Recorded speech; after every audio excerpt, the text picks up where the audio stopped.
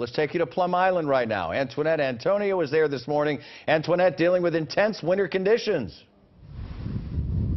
And good morning from a very windy Plum Island. We just got here not too long ago, and I have to tell you, the drive was absolutely miserable. Blizzard conditions out here. At one point, we were driving and we just had to stop because you cannot see anything. You cannot see the roads. You cannot see where they begin and where they end. So it is just an intense morning out here as far as the wind goes. And you can see the blowing snow right now.